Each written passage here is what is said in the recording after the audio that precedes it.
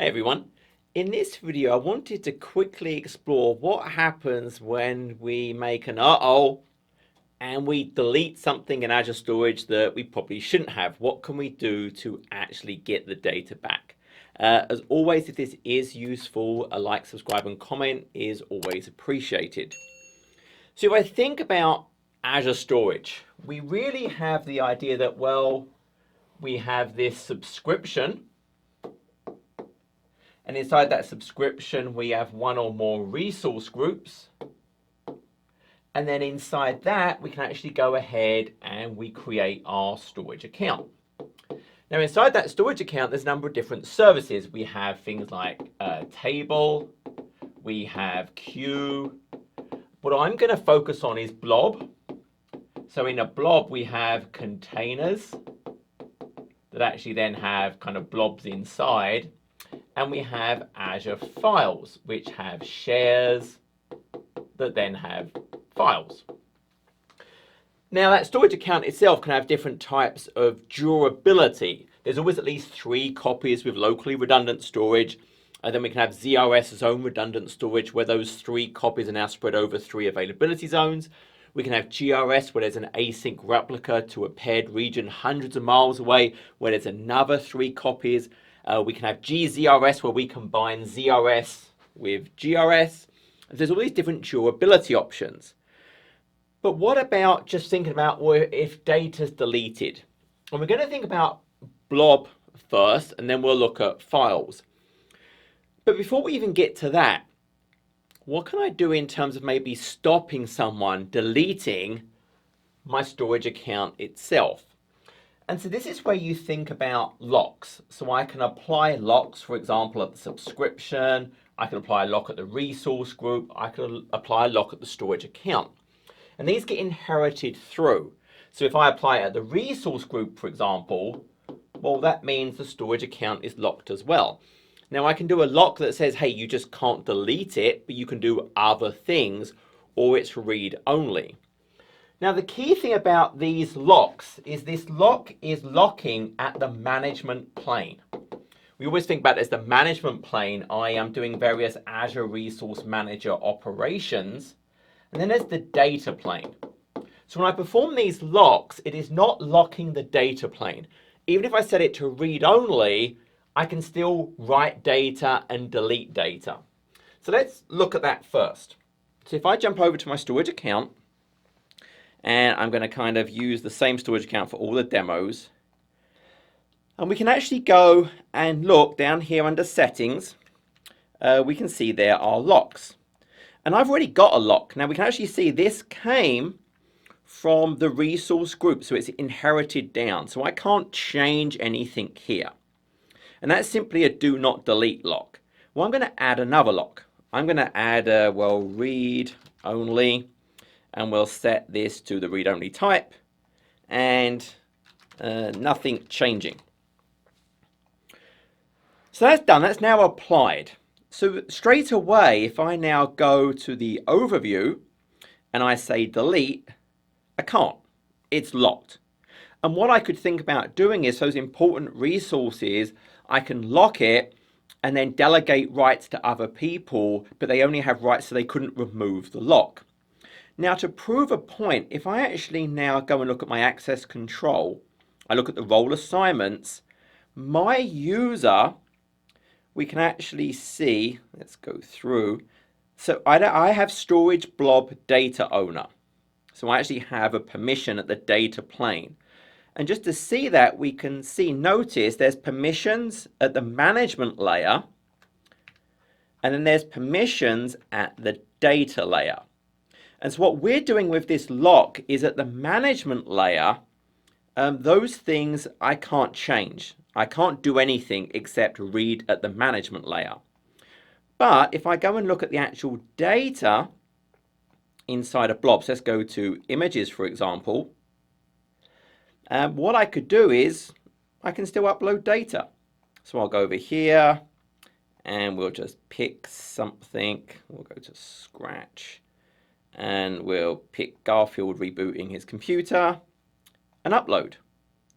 And I can still do that action even though it's locked. And likewise, I can still delete that file. So that locking is great. It protects me from deleting the storage account, but it's not impacting data plane operations. Well, not mostly. Notice I'm authenticating with my Azure AD user account because I have that permission on RBAC. When I set the lock to read only, I can only do read operations against the management plane. Now, many tools will actually go and get the storage account keys to then go and interact with the data. Well, that's a list operation, and if I have a read-only lock, I can't do that anymore. So now if we actually go back, and if I switch to now using the access key, so notice up here I've got this option to switch to access key. If I run that, I've now lost access to the data. Because of that read-only lock, I can't run the list operation to get the access key, so it breaks my ability to see the data. So those locks only impact the management plane, but sometimes I interact with the management plane to get things to interact with the data. So realize that takes effect. And when I'm done, I can delete that lock, and now it's gone. So I can really think about, hey, I can use the locks to stop me doing things to accidentally delete. Now, there is also things like Immutable Blob, but that's really more around legal hold. I can mark Blob's containers to say, hey, this is immutable. You cannot delete this. You cannot change that. But that's not really designed to prevent accidental deletion. And you have to be careful with Immutable because I could absolutely put myself in a position where I now can never delete that data. I can't delete the storage account. So I'm in kind of a bad way. So locks are great. They help me from accidentally deleting the storage account. But now let's think about, well, what if I deleted the subscription? I accidentally went and deleted the subscription. I got it deactivated. So depending on exactly what happened, you may be able to put in a request to basically reinstantiate the subscription. Now, it's not guaranteed, but there is actually a process you can go through and say, hey, look, you accidentally canceled your subscription. You can look at your subscriptions and you can look at canceled subscriptions, as it's kind of saying here, and you could reactivate. So it really does depend on how successful that will be. But there is a chance you can actually just go and reactivate it. If you have problems, you can also contact support, and there's certain caveats, but maybe, hey, I can just go and reactivate my subscription. Now let's start moving into, what about if I deleted my storage account? So I went in, I just deleted the whole storage account. So if my storage account was deleted less than 14 days ago, and it was created with the Azure Resource Manager, and I did not create another storage account, or someone else didn't with the same name, I may be able to undelete it. So what we can actually do is if we go to the portal, and funnily enough here, I'll actually stay in a different storage account. So I'm going to stay in my storage account I'm in right here. And if we scroll all the way down to the bottom, you have this support and troubleshooting. And you see this recover deleted account. So here, it's going to show me any deleted account. So I've got my SAV I want to be deleted storage account. And I can actually select that because it was within the last 14 days and I've not created that account. And I can opt to recover it. So actually, notice it failed. So it's not guaranteed, but there's a chance. So depending on exactly what's happened with other people maybe creating an account with the same name, but it isn't guaranteed. The documentation spells out very clearly, hey, there's no guarantee, but you may be able to. Now, maybe I could contact support. They might be able to do something, but that may work sometimes. But again, the big emphasis is it's not guaranteed. So now let's think about moving to data. And I'm going to kind of focus on Blob first. So with Blob, the first thing we want to do is actually turn on something called soft delete. So what soft delete, as the name suggests, it's kind of like recycle bin for Windows. It's now going to, when I delete things, it actually won't delete it. It's going to keep it for a period of time. Now, there's obviously a cost implication to that, because now I'm still paying for that data because it's not actually deleting it. And it's only once that time expires that I configure for the soft delete that it will actually now get deleted and I stop paying for it. But this can be a very useful feature. If I accidentally delete something, hey, I can now go and bring it back. And I can turn that on at both a blob level and even containers. So if I jump back over again, so the way we're going to do this is, once again, we're in the storage account. And what we can see is, so this is about Blob. So under my Blob service, I can go to data protection. And now we have a whole set of different features. Now I'm going to focus on just two initially. So I'm going to focus on this soft delete for Blob and soft delete for containers. Now for the containers one, you have to opt into it today. So it actually links to the documentation. You run a PowerShell command to actually opt in. But now I can turn on soft delete for containers and for blobs. And notice I'm picking the number of days. So I've picked 7 days. That's important because obviously that means I'm paying for 7 days after I delete the data. Now what that means is I've got that turned on. So now I can go and look at my containers first. So at the container level, there's all my containers. And notice I've got this option, show deleted containers. So if I turn that on, I can now see, oh, there's a delete me container that was deleted. I can go into that and say undelete. I can restore it to the same container or to a new name. It's undeleting it and it's undeleted. And there I've got my container and my data back. Now, I obviously had to do that within 7 days of deleting it, but now, great, I've got my data. Likewise, at a blob level, notice here I'm going into a container, I can do show deleted blobs. If I turn that on, well now I can see a whole list of blobs that again I've deleted within the last 7 days. And once again I could select one of these. I'll go into the little menu, so there's kind of previous versions. But what I can actually do is, that shows deleted, view my previous versions. There it is. I could select all my deleted versions, select, and I can actually kind of download that, make that my current version. I can bring that back. Now I'm seeing a little bit of a different experience because I've got another feature turned on, which I'm going to get to in a second. But notice now I've got that file back. It's there and available. So that's the idea that, hey, I can bring things back. If I've turned on that soft delete capability, great. I can go and undelete things. And again, I'm seeing a little bit of a different experience than you would because I've got another feature, but ordinarily I would just kind of be able to go and undelete things. But notice I've got a different thing. I've got this view previous versions.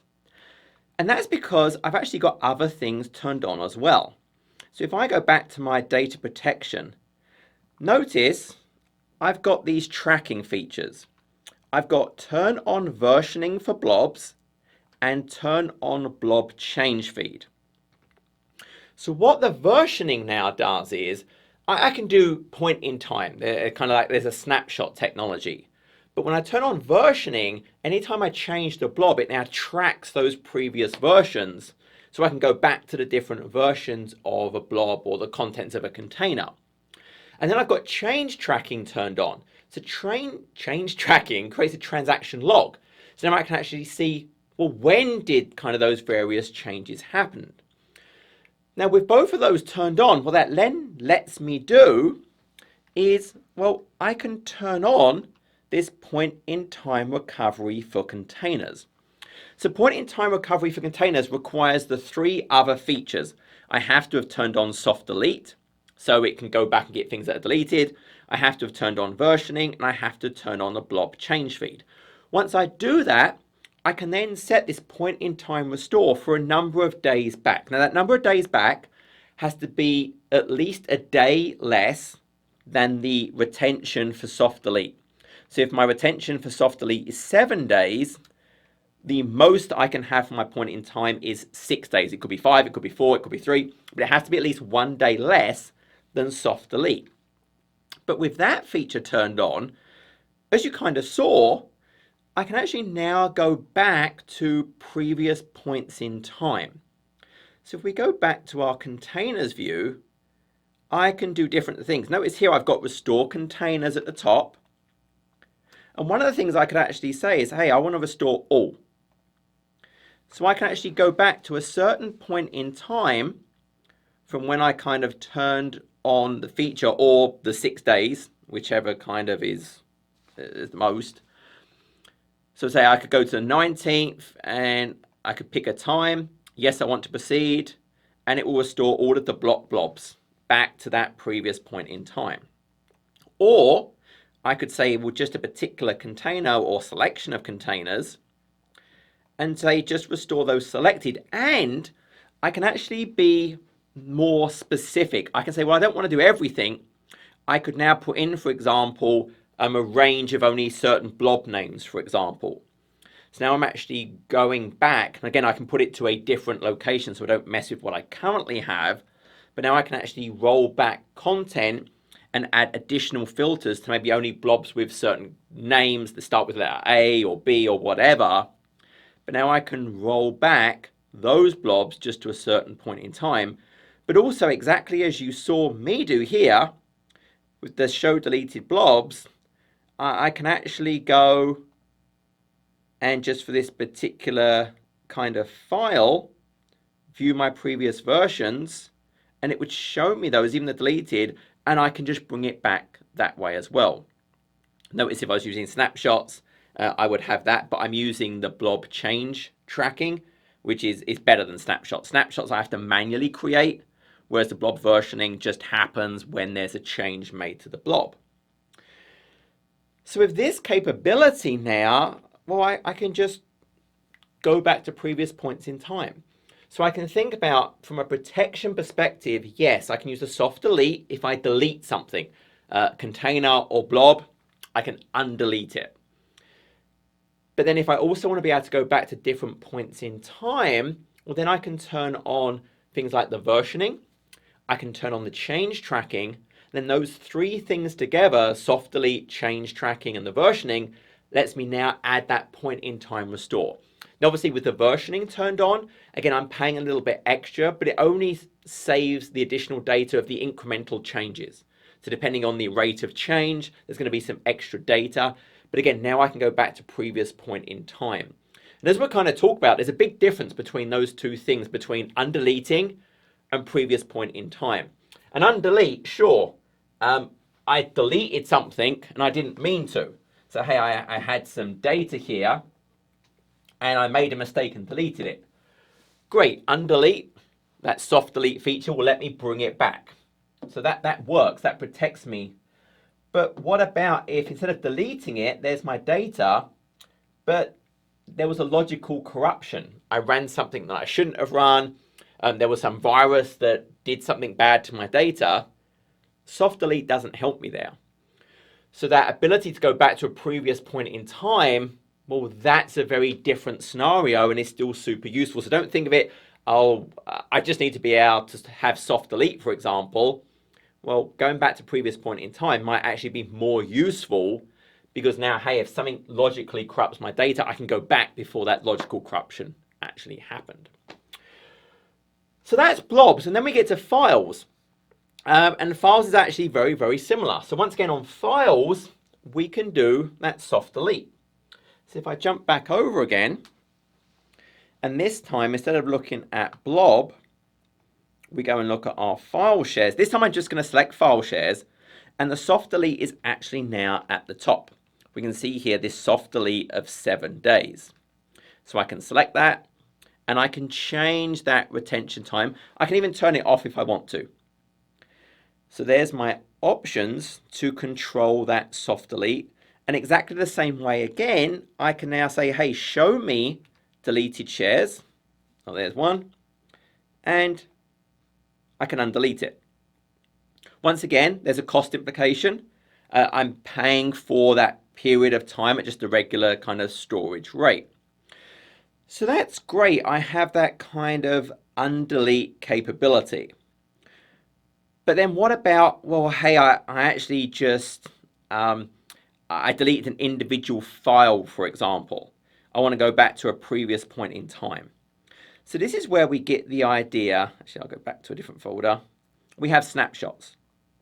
So snapshots are things that I manually create, and it's a previous point in time view of the share. And I can create a snapshot any time I want. So it's something I manually create.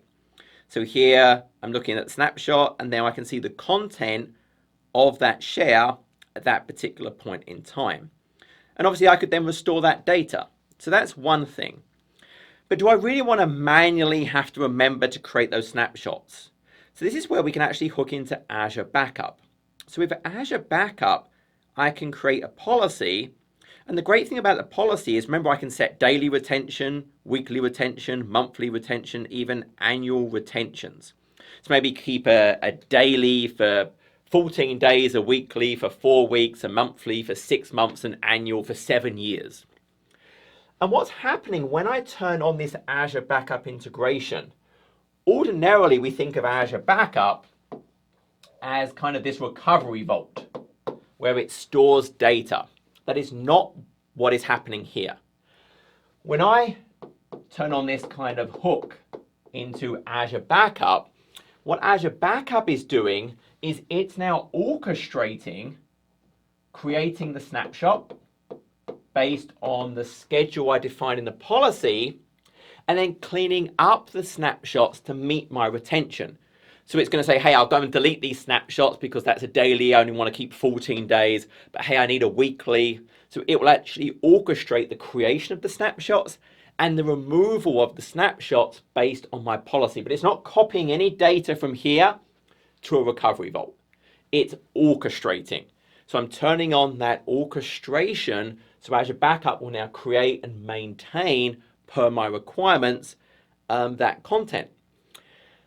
And that's really, that's it. So I have the soft delete, I have the snapshots, and I can orchestrate the snapshots through a policy in Azure Backup. So hopefully that kind of makes sense what we're doing here. A little bit of pre-configuration, like turning on that soft delete, maybe turning on that versioning, turning on the Azure Backup policy. Again, you have to weigh those cost implications. I'm paying a bit more money because I'm now keeping some extra data, maybe after it's deleted for a period of time, maybe the incremental changes to the data. But that ability to roll back to a previous point in time may be worth its weight in gold if you actually had kind of a logical corruption, something happened. And as I said, soft delete is not a replacement for being able to go back in time, because a soft delete protects me if I delete it. It doesn't protect me if it gets corrupted. That's where I want to be able to go back to a previous point in time. So that was it. If you think I've missed like a cool thing that's native, shout out in the comments and share that with everyone else. But I hope this was useful. Hopefully you never have to use these things. But just like a seatbelt in a car, it's better to have it and not need it than to need it and not have it. Until next time, take care.